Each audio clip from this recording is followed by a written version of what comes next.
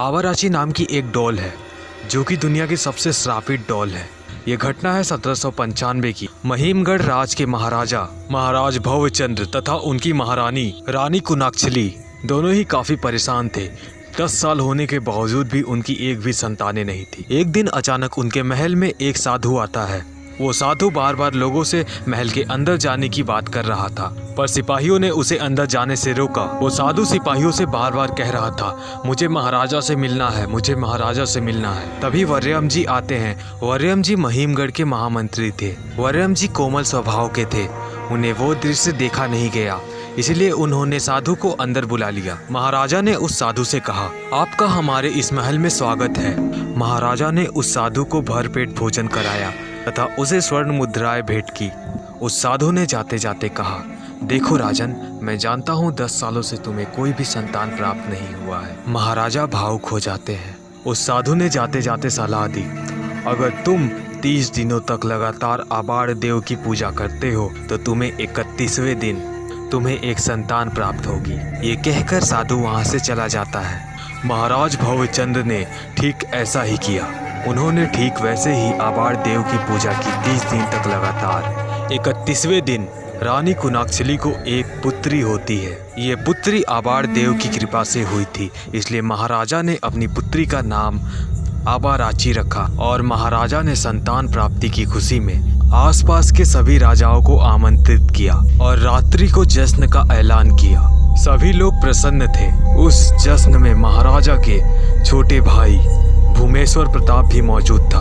भूमेश्वर प्रताप आबाराची को मारने के उद्देश्य से आया था, क्योंकि भूमेश्वर प्रताप सिंह महाराजा से बहुत ईर्ष्या करता था।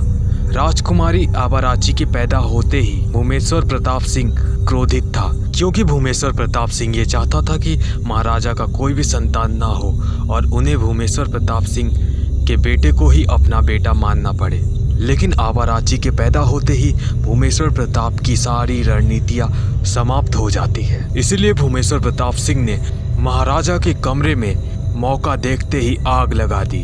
महाराजा भवचंद्र और महारानी कुनाक्छली इस आग में मारे जाते हैं, लेकिन संजोग से वर्यम जी ने आबाराची को बचा लिया। वर्यम जी समझ चुके थे भूमेश्वर प्रताप सिंह ही कातिल है, इसीलिए भूमेश्वर प्रताप सिंह ने महामंत्री वर्यम जी को ही फंसा दिया तथा उन्हें मौत की सजा सुनाई जाती है। और तो और महामंत्री वर्यम जी के पुत्र हरिओम को भी मरवा दिया जाता है। कुछ वर्षों बाद जब आबाराची 12 वर्ष की हो जाती है, तभी आबाराची ने भूमेश्वर प्रताप सिंह से पूछा था कि आखिर उसके माता पिता को किसने मारा था। भूमेश्वर प्रताप सिंह ने आबाराची को कह दिया था उसके माता पिता को मारने वाला यहाँ का महामंत्री वर्यम था।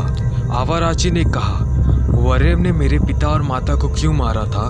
भूमेश्वर प्रताप सिंह ने चालाकी से कहा, वर्यम बहुत ही चालाक मंत्री था। उसने अपने पुत्र हरिओम को यहाँ का राजकुमार बनाने के लिए ये सब षड्यंत्र रचा था। उस रात तुम भी मर गई होती अगर सही वक्त पे मैंने ना बचाया होता। ये सब सुनने के बाद आबाराची के मन में बदले की भावना जग उठी। आबाराची ने भूमेश्वर प्रताप से कहा, अच्छा तो वर्यम कहाँ गया? भूमेश्वर प्रताप सिंह ने कहा, वर्यम भाग गया। उस रात वो भाग गया, उसे कोई भी नहीं पकड़ पाया। हमने बहुत ही कोशिश की उसे पकड़ने की, लेकिन उस रात पता नहीं वो किस बिल में जाकर छुप गया।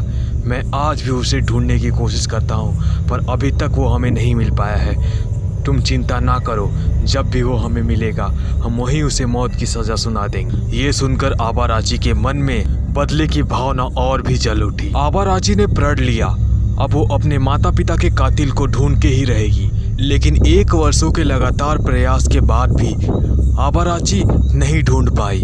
आबाराची ने अपने जन्मदिन के ही दिन एक ऊंची पहाड़ी से कूदकर अपनी जान दे दी थी।